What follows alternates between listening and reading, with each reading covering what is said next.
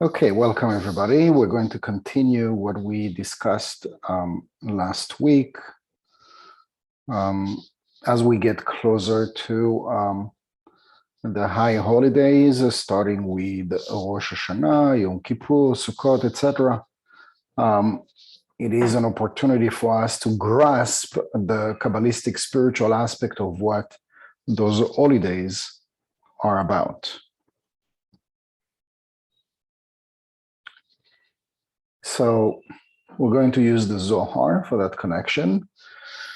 The faithful shepherd tells us that voice is made from water, wind, and fire, and he explains how the heart gets understanding. ובחיבורה כדמעה פתח ראיה מהימנה ואמר, בואי לון לבני נשה. דהינון אטימין ליבה סתימין עינין דלה ידעין, איברים דגופיהון על מה אינון מתקנין דה קנה. תלת חילין כלילן, בחד הבל, דהינון להב אש, דנפיק מן ליבה והתפלז לזין הבלים.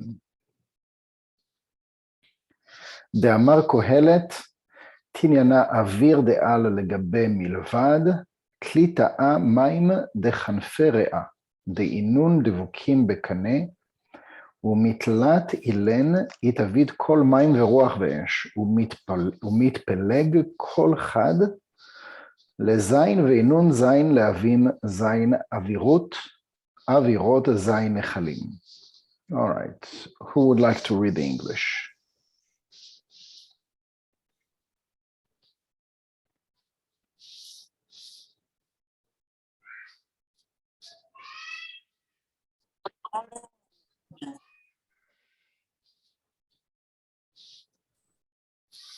Not at the same time, please.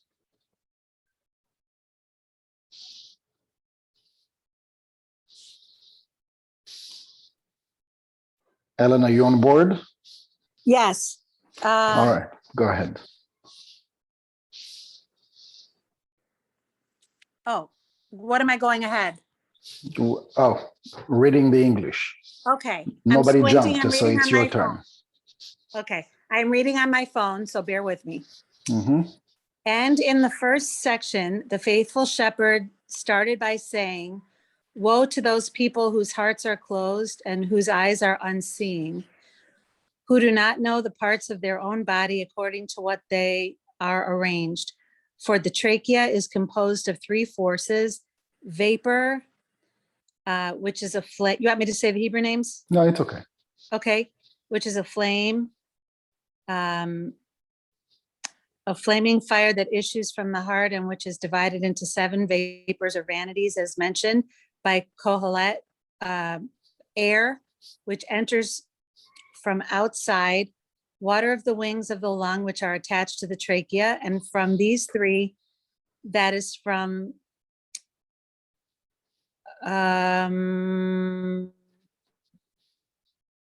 where am I? Water. Wind and fire is voice made, and each one is subdivided into seven. And there are seven flames, seven airs, and seven brooks. Okay, good. All right, so we'll start with this paragraph. We'll see if we are going any further.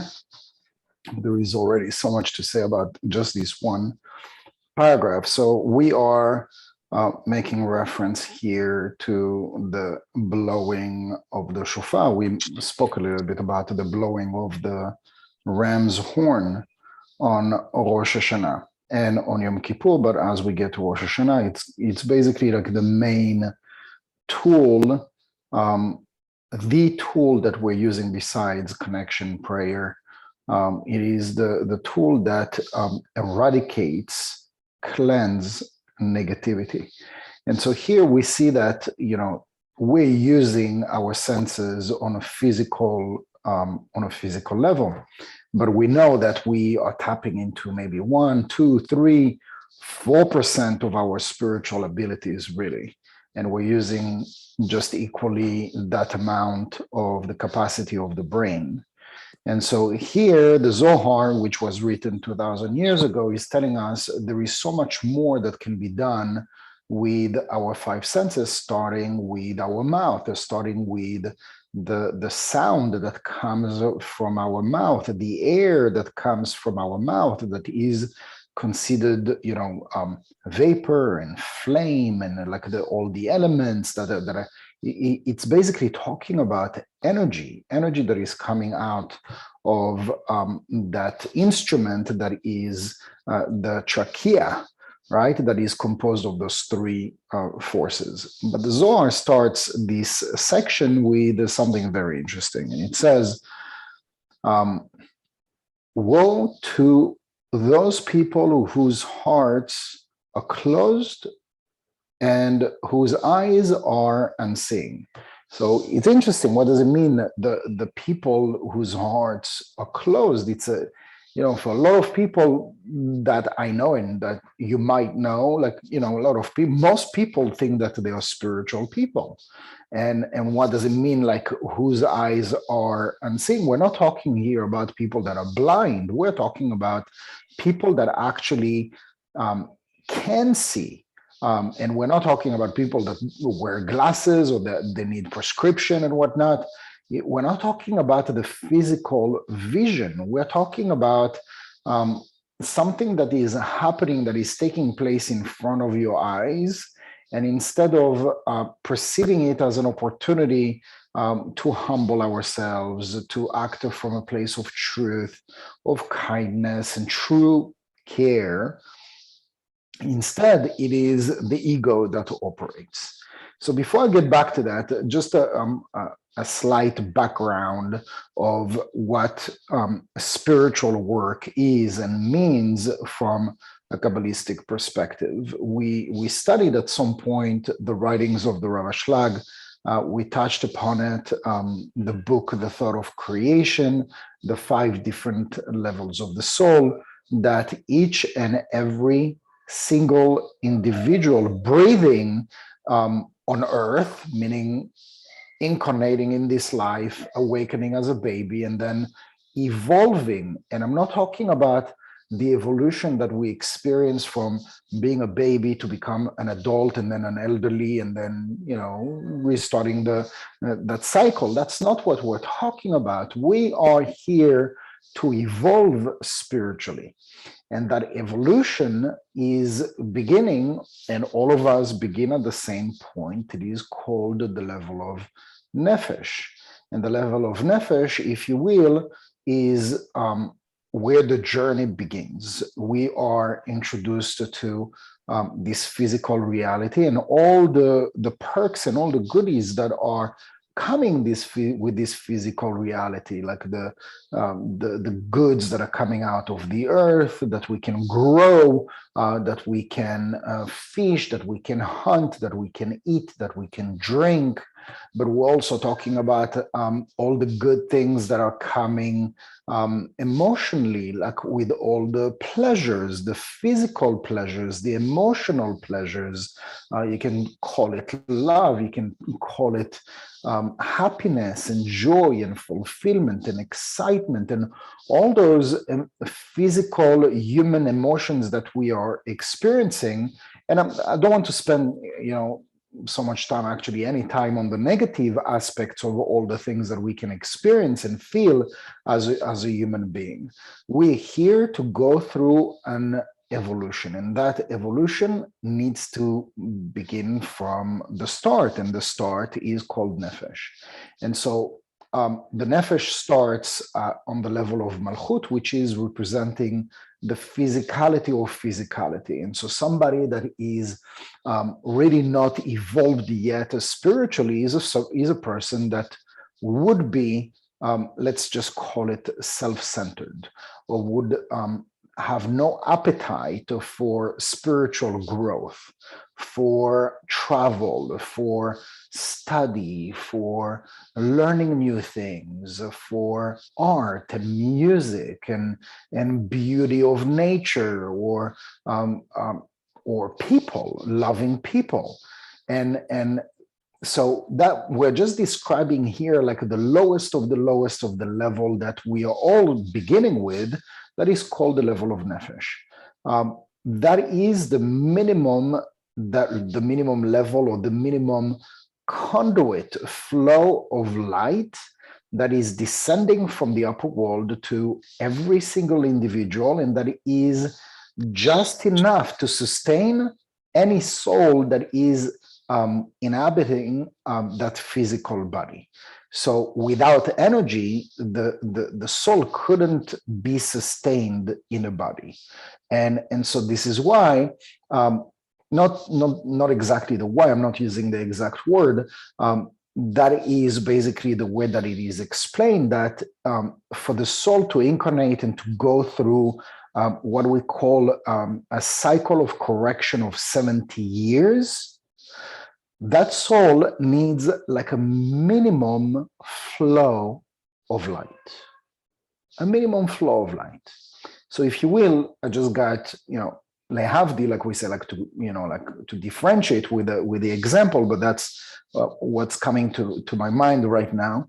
I just got like a fish tank for my kids, and I got them like a fish for each one of them. So we have like 3 fishes in the tank, and the only thing that they need, and I was like astonished that that they just need like this tiny little piece of food. You buy them like a tube and it lasts you like for a year, but you just give them like this little tiny piece, and that's enough for them for the entire day. And I'm like, oh my gosh, thanks God I'm not a fish, because I need my breakfast, lunch, dinner, my tea break and my this break. Can you imagine like a fish, and they need to share that little piece? It's crazy. Like I'm trying to process that. And so it's interesting also, by the way, that the fish is representative in Kabbalah as a very spiritual animal. It represents actually the energy of mercy and the energy of protection. But anyway, so why the fish? Why am I taking this example? Because if you take that example, it needs almost nothing. You just put him like in a bucket of water, and you give it like a drop of barely any food, and it can live. I don't know how long can a fish live, but it can live a long time, and that's incredible, right?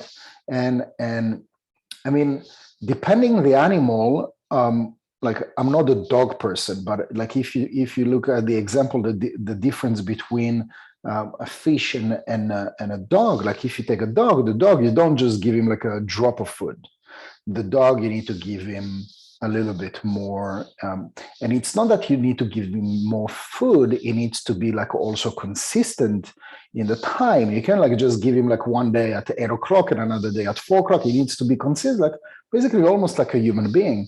And also a dog pet basically living at home. When I grew up, I had a dog and he was living outside, and so the attention was not the same. But here, the example that we have of most dogs out there is that it needs love and attention, and very often it is considered as a member of the family. Like I'm astonished when I see that, how people are treating dogs as part of their family. And I guess personally, I don't want to get a pet because I don't want to experience the loss. This is probably something that is like frightening me, and I want to stay as far as possible from it. But anyway, like the desire that the vessel that exists between a fish and a dog, you can see that there is a difference of desire to receive. And if you take the example of a dog and a human being, there is still a vessel, and that vessel is different from a dog to a human being. The human being is more sophisticated, has a bigger desire, has an intelligent consciousness, etc., etc. Not that the animal, the dog is not intelligent. In so many ways, it has the animal instinct that the human being doesn't have. Can sense danger, can sense that there is something wrong going on. They have like a sixth sense that a lot of human beings are not using. And so all this to say that when we're talking about the level of nefesh, a person can be super selfish. A person can be a criminal. You have like mafia people that live old, and I'm not, we're not taking the example of all the criminals that are being criminals and they do all sorts of bad things and they die young because they're doing risky things. But you look at it at history, there are actually criminals and mafia people that lived an old age, and the entire life they were not kind and nice, good, caring people. They were very selfish. It was very manipulative, and it was very self-centered, and it was a lot of desire to receive for the self alone. It was very attached to physical things and good food and sex and all sorts of like a desire to receive for the self alone things. And so when you look at those things, how can you say, and a lot of people wonder, how can bad people get it easy and good people suffer? So it's very hard to conceive like how the world is based on mercy and all the things that we say in every religion, by the way. And the truth of the matter is that we are all born to evolve. And in that evolution, we all have to start from that seed that is called nefesh. And it's possible that a very exceptional individual would live 3 lifetimes, and in each life would succeed to evolve from nefesh to ruach, from ruach to neshama. And after the 3rd lifetime, that person, checked all the boxes and has become pure of heart. And we can see even today, not just in history, people that are pure of heart, that there is probably almost no desire to receive for the self alone. They only care about humanity. They want to save humanity. They want to, and whoever is around them, it radiates this love and this compassion, and you want to learn from them, and you want them to guide you, and you want them. I'm not talking about the gurus. I'm talking about like real people that came to channel light. And so some people would consider it as the prophet or Jesus or Muhammad or Mother Teresa or the Dalai Lama, and those are exceptional people that have radiated so much light. They've reached such a level of consciousness and evolution in their personal evolution. But what we need to know is that from what the Zohar is explaining to us is that nobody is going to be born incarnate like this from scratch. Because if the soul basically has decided to come on earth, the soul didn't have to come on earth because, as we studied the Rav Ashlag, it says that we were all part of the infinite, the Or and Sof. And in the Or and Sof, in the endless, there was the light. And in order for the light to accomplish its nature, which is basically to receive, as a result, a vessel was created. It was almost like like an organic thing that happened. A desire to share created a desire to receive. It's like there are mornings that you wake up and you're in a good mood and you just want to do some good and you want to care about somebody, and you will see that as you wake up with such an intense, passionate desire to do something for somebody else, that vessel, that desire is going to be fulfilled because you're going to find somebody to share that passion, to share the desire to share the desire to love, to share the desire to care. And that action is not born from the action, it is born from you waking up with that desire. The desire created the vessel. So when you have a desire to share, you will find automatically, a vessel to receive your love, your care, and your compassion, your forgiveness, or whatever it is. Vice versa, it works also for bad things.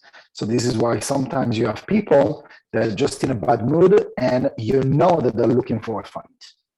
No matter what you're going to say, no matter what you're going to do, they are going to find you and they are going to get you. They're going to drag you into their mood, their bad mood, and they're going to swallow, drink up your energy. And so it could be like 2 minutes, it could be an hour, and you find yourself depleted. Why? Because this person came for a fight. Very often we see people saying, listen, and they see you coming, and right away they say, listen, I don't want to fight with you. And it's not a coincidence, and it's not, like right away you get into the defensive. Sometimes we just look for a fight, and when we look for a fight, we find a fight. So you see, like the resemblance, like we find this in the two poles. When we wake up with a desire to share, we will find a recipient to receive our sharing. When we wake up in a bad mood, on the wrong side of the bed, we will find a recipient from that bad mood. It just works this way. Why does it work this way? Because we emanate from the light. We are a spark of the Creator. The soul, I should rephrase, the soul is a spark of the Creator, and we all emanate from that endless. Now that endless is beginning with that level of nefesh. That level of nefesh evolves to ruach, and then it evolves to neshama. And so when we wonder, we ask ourselves, what does this have to do with everything that we're discussing here? So we can all identify where we find ourselves in that spiritual evolution, because we're all coming to walk through that evolution. There are people that are just going to walk faster that process of evolution from nefesh to neshama, and there are others that it's going to take them a little bit longer. I had a conversation with a student of mine today, and the husband is somewhat challenging, and she is more evolved spiritually. And the thing is, when we come to that realization, I am more spiritual than my spouse, which can be a good conclusion. It's not that you see it wrong, and it's not that you have a lack of compassion or lack of tolerance. What you see is real and it is true. The thing is, what do we do with it? What do we do with this information? First, ask yourself, wonder, how many cycles did it get you to where you are today? So maybe in this lifetime, you are a seeker. And the fact that you're sitting in this class today proves that you are a seeker. You're listening to words that at least aim to help us grow, elevate our consciousness. But did I start my cycle from where I am today? Is it my first cycle? If you are already answering the question, I know that I'm spiritual, I'm a seeker, I'm looking to make this world a better place. I love studying, I love music, I love art, I love people, I love this and I love that. You already can be certain. Either you are between the level of nefesh and ruach, you're definitely not on the lowest level, but this is not your first time. This is not your first time, because first timers, or how we can call them young souls, they have no desires, they have no appetite yet for spiritual things. And so the spouse, the friends, the children, sometimes it's harder to see our children not spiritual or not positive or not seeking to naturally share. There are some kids that are naturally like caring, and you can see that they are going to be like leaders and showing people the way. And you can see it like from a very young age. You can also see it from a very young age that this person is going to have some challenges with sharing, right? And so why am I sharing this with you? That reason is to lead us. The word is not even to be more compassionate, because when we're saying, oh, just be compassionate with the person who is less spiritual than you, then that indirectly it makes you like feel superior, right? I am more evolved than my friend or than my spouse or than my children or parents, or they don't get it. I know what is bread of shame, or I know what is restriction, or I know what is the opponent. So yes, it is to be compassionate, to feel compassionate and tolerant with the people around you that are not on the same level, but also at the same time and equally, at least equally, to be and to feel and to express it with humbleness. So it means that, first of all, you're still in the journey. So it means that if you're still here, you still have a way to go. And the people around you decided either to begin the journey, and this is their first, second, third, 10th cycle, but this is your 100th cycle. This is your 50th cycle. So I shouldn't look at it as being proud about myself that I am more evolved than others, because listen, I've been here 50 times at this, while the other people that, knocked it down like in 3 lifetimes. There is nothing to feel proud about being more spiritual than others, or to feel superior compared to others. Why? First, we don't know. And I cannot tell you how many lifetimes you've been doing this. But if this leads you to feel a little bit more humble because where this person is going, and you feel it that, you're more spiritual than this person. So it means that you've been there. You've been where this person is struggling to see. This is why the Zohar is saying, and woe to the people whose hearts are closed and whose eyes are unseeing. What you see clearly with this person who is like so selfish and so manipulative and so tricky and so like cheating and lying and not being truthful, it's whatever the reason is, and whatever causes you to judge another individual, remember that they are not seeing, and it's true, you're seeing right. And we're not here to argue the fact that you might see something that is right about another individual that is not pure, but you've been there. You're coming from exactly that same place. You know why? Because you can see it. Because if you couldn't see it yourself, it means that you didn't pass this cup either. And so this is why when we see the flaws of another individual, it's only because we've been there. It's the easiest thing to do is to judge. The easiest thing to do is to judge. But to remember that we are coming from there. And the only reason that I see it is that at some point I had it and I overcame it. Now, if I see it and I judge this person, I didn't evolve at all. So this is like the most striking and mind-boggling, because we see we're more spiritual than majority of the people out there. But to be spiritual doesn't mean that we're more evolved. So we're more tuned to self-help, God, evolution, consciousness, restriction, like all the it's beautiful, code names. And we could write a book, or we could build like an entire conversation just built with slogans that are not connected to the heart. And so this is why, woe to those people whose hearts are closed. You could be very spiritual in here, but very unspiritual in the heart. And if you do not see it, you have not evolved yet.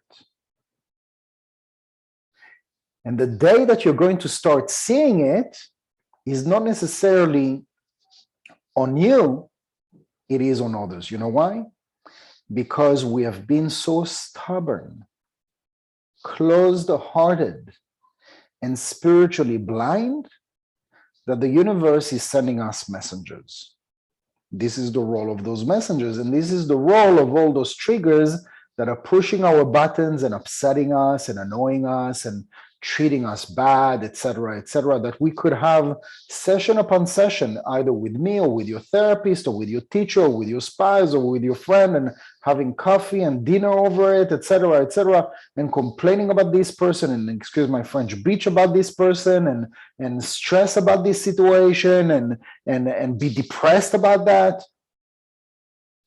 You need to know that if we got to the point that we're surrounded by people that are not nice, it's because we've spent months, years, maybe lifetimes of complete spiritual blindness and heart totally sealed and closed. Not being willing to see what is blocking us from my next evolution step. We came to evolve. It doesn't matter who you are, what your name is, what your culture, what your religion and background and experience is. Each and every single individual that is breathing right now on earth, living a human experience, came to evolve spiritually. You came to work. You came to spiritually work and find your flows and find the things that you could be better and good at, and more sensitive and more empathetic and more forgiving and more open-hearted and more listening and more seeing. So this is not a given and not necessarily going to be a winner from this one conversation.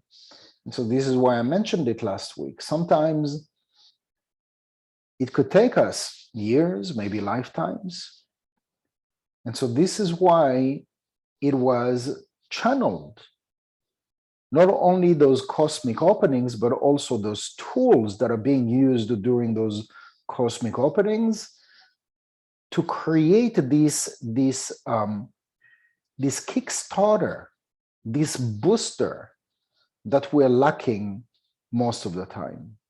So we could do the spiritual work on our own, and it might take a certain X time, years or months or lifetimes. But when we do the spiritual work, it tends and it aims to accelerate our process. And you know what? Sometimes we need a break. And you know what? Even somebody who is, I don't like running. I don't like any physical exercise. But I see people walking and running around, like in this new place that I'm at. And I see every single one of them, and I see them almost every day. That's what they do. They take breaks. So if they run, how do they take breaks? They walk, right? So they have decided to run this much time and to walk this much time. Each and every single one of them at their own pace, the same spiritually. So this is why, again, another reason why we should not judge, because each person came to evolve at their own pace.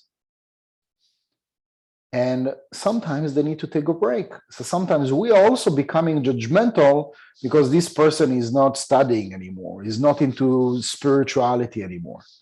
Who are we to judge? Look, this person is like running and he's a sprinter. He's catching his breath. So catching his breath might be a few months, might be a few years, might be a couple of lifetimes. Who are we to judge? Time is only relevant in this physical reality. For the soul, there is no time. For the soul, it could be at it for as long as it takes. It has this communication with the above, and it says, I'm here for the long run, as long as it takes. This body is stubborn. This body doesn't want to hear, doesn't want to listen, doesn't want to see, but I'm here in the long run. It's going to take 400 lifetimes. I don't care. I'm here for the long run. And there are others that are just like naturally more tuned in. And it's not that they are better. Why they're not better? Because at the end of the day, we are all coming from the same root. All of us are coming from the same soul. So we could say, oh, this person is smarter. This person is like, say, so lucky. This one married this much and has that many kids and has that many houses and cars and is charismatic and has public speaking and is funny. I'm not funny, by the way. It's true. It's not that I'm not funny. I actually consider myself funny, but I do not remember jokes. You're going to tell me the most amazing joke that I'm going to crack up and I'm going to laugh like for 30 minutes. 2 seconds after you told me the joke, I'm going to pick up the phone. I need to tell you to my best friend. I'm going to start telling the joke, and then that's it. I forget. I'm not good at remembering jokes. And then there are people that they don't just have like photographic memory. They have this memory. They just open a book, any page, and then they can recite it to you word to word 10 years later. They're just people that are good with their brain. There are people that are good with their mouth. There are people that are good with their feet. There are people that are, and so this is why also we are teaching, we're learning that each soul emanates from a very specific root of a soul. So the same as you have a body, there is an eternal spiritual body that we all emanate from, and we emanate from a very specific spark of that big original soul. And we don't have to wonder a lot. I mean, some people are confused, and that's okay. That's probably part of their evolution to find what they're good at.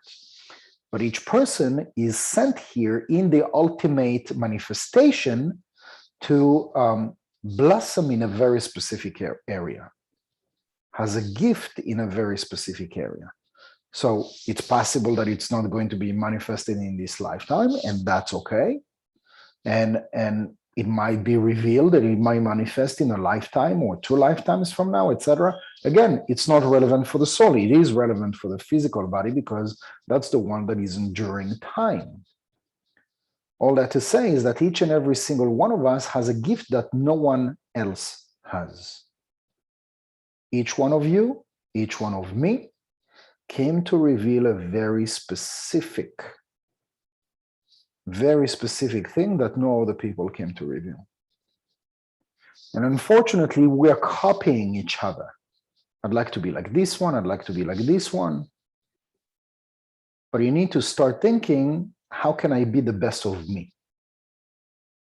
And to become the best of me has to evolve through that process of cracking this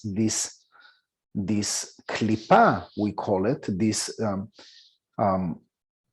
shell of not wanting, not desiring to see, and not desiring to hear, and not desiring to feel. There are some people also that feel too much, that are overly sensitive, hypersensitive. And that is also part of the evolution. They need to regulate. All of that, at the end of the day, is going to find its balance. And we need to trust that. So we're going to use the sound of the shofar. We're going to use the sound of the shofar on Rosh Hashanah and on Yom Kippur, the prayers, the connections, etc., to give us a boost. Because by ourselves doing it on our own, it is going to happen. But if you can do it quicker, so it's like I'm telling you, from where you are, why don't you go to New York? So some people like the adventure and they're going to walk to New York from wherever you are. And then some people are going to say, are you crazy? I'm not walking. That's too far. I'm going to drive. And some others are going to say, what, drive? I'm not driving. It's too far. It's going to take me like 3 or 4 days. And they're just going to say, I'm going to fly. It's going to take me like 3 or 4 hours. So you can take this example and apply it to the spiritual sense, to the spiritual understanding. Some people like to walk and take the time, and some people don't have the patience. I'm done already. I've done this so many times. I prefer to drive. And some other people are going to say, I'm done with that. Like, what's the easiest solution to crack down which is holding me back to feel, to experience, to accomplish my full potential?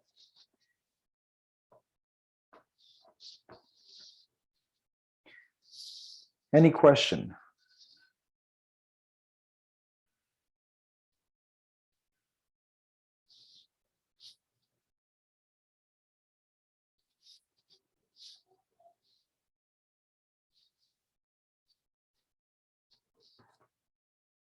Okay. Well, thank you very much all for joining. Next week, it's Rosh Hashanah, so we don't have class. So we'll resume the week after. Okay.